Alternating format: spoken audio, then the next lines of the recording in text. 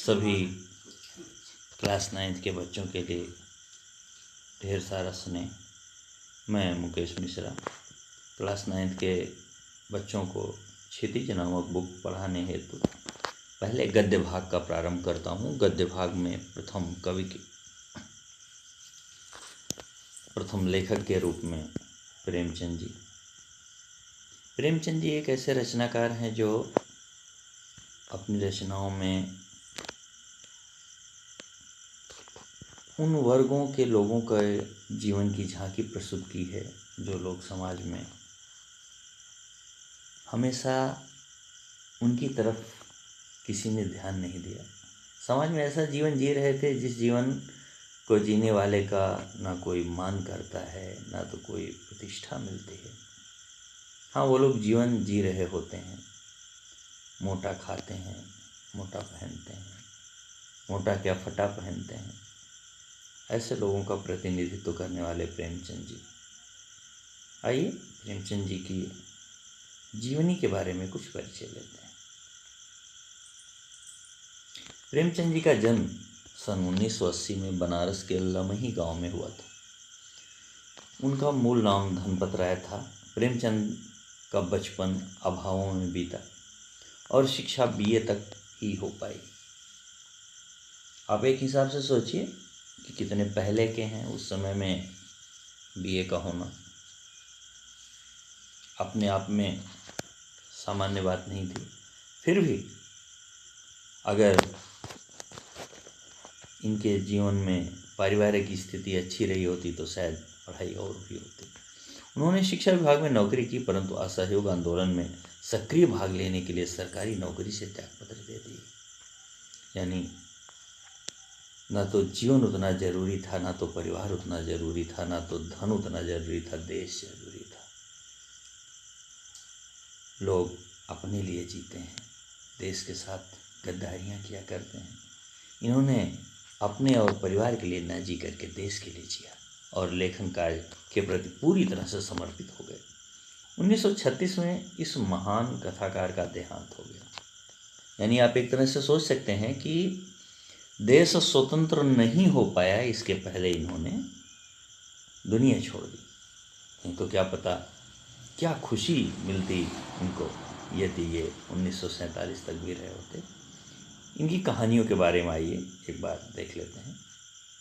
इनकी कहानियाँ मानसरोवर के 8 भागों में संकलित हैं। मानसरोवर 8 भाग में है।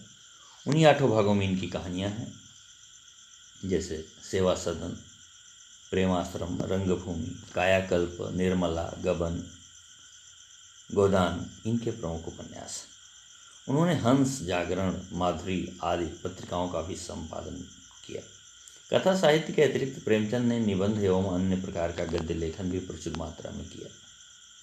प्रचुर मात्रा में अर्थात अधिक मात्रा में। प्रेमचंद साहित्य को सामाजिक परिवर्तन का सशक्त माध्यम मानते थे। यानी सामाजिक परिवर्तन करना है तो साहित्य द्वारा ही संभव है। उन्होंने जिस गांव और शहर के परिवेश को देखा और जिया, उसकी अभिव्यक्ति उनके कथा साहित्य में मिलती है।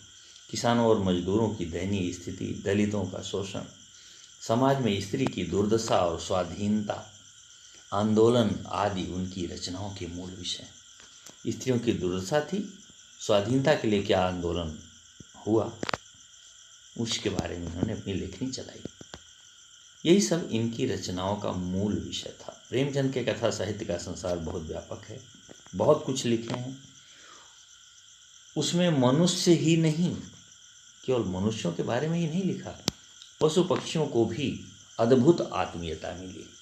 पशु पक्षियों के लिए भी ढेर सारा प्रेम जो मानव के हृदय में रहता है, वह सारा कुछ मिला। आपने कई बार फिल्मों में भी देखा, एक बड़ी प्रसिद्ध फिल्म रही जिसमें आप लोगों ने देखा कि आमिर खान कहता है कि अगर कोई ये कहे कि मैं आज किसी जानवर पे मुझे प्रेम आ रहा है, तो इसका मतलब ऐसा नहीं है कि वो उसको प्यार करेगा, बल्कि उसको खाना चाहता है। ऐसा ही कुछ व्यंग्य यहाँ भी लिखा हुआ दिख रहा है। ये पशु पक्षियों के प्रति इनकी जो आत्मीयता है ना, वो ग्रामीण जीवन में पशु पक्षियों से जो लगाव है, अटैचमेंट है, जो जुड़ाव है, उसको दर्शाया गया। बड़ी से बड़ी बात को सरल भाषा में सीधे और संक्षेप में कहना प्रेमचंद जी के लेखन की प्रमुख विशेषता रही। उनकी भाषा सरल, सजीव एवं मुहावरेदार है। भाषा में मुहावरों का प्रयोग किए हैं, सरल भाषा है, सजीव है। सजीव कहने का मतलब है जीवंत है। इनकी भाषा काफ़ी प्रभावशाली है। लगता है कि यथार्थ लिख रहे हैं, कल्पना नहीं। और उन्होंने यथार्थ ही लिखा, कल्पना नहीं। लोक प्रचलित शब्दों का प्रयोग कुशलतापूर्वक किया। लोक प्रचलित शब्द क्या होता है? जैसे आप जानते हो कि आपके यहाँ ही जिस चीज़ का नाम न याद आए उसको एथी इत्यादि कह के काम चला लेते हैं, वैसे ही बिल्कुल। आइए इस तथ्य को थोड़ा सा और ध्यान देते हैं।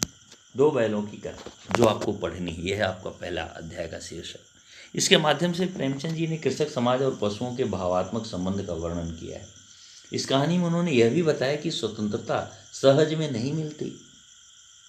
स्वतंत्रता केवल कल्पना करने से नहीं मिलती। ऐसा नहीं कि ईश्वर आके हमको स्वतंत्रता दिला के चले जाएंगे, ऐसा नहीं। हर किसी को अपना युद्ध स्वयं लड़ना पड़ता है। अर्जुन का युद्ध भी कृष्ण ने लड़ा नहीं, केवल सारथी बनने का काम किया। ईश्वर हमें निर्देश दिलवा सकता है, सहारा दे सकता है, हमको अपने जीवन का युद्ध स्वयं लड़ना पड़ता है। इस प्रकार परोक्ष रूप से यह कहानी आज़ादी के आंदोलन की भावनाओं से जुड़ी।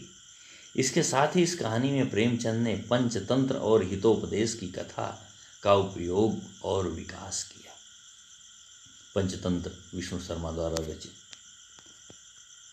एक ऐसा ग्रंथ है जिसमें जीवन में हर पल को जीने के लिए जो उपदेश हैं वो प्राप्त होते हैं। उनको भी इन्होंने अपनी कहानियों में विकसित रूप दिया। तो आज बस इतना ही। आप सभी विद्यार्थियों को बहुत बहुत धन्यवाद। इसको देखें, समझें, बार बार दोहराएं और इसकी ज़रूरी चीज़ों को अपने शेयर कॉपी में नोट करें। धन्यवाद।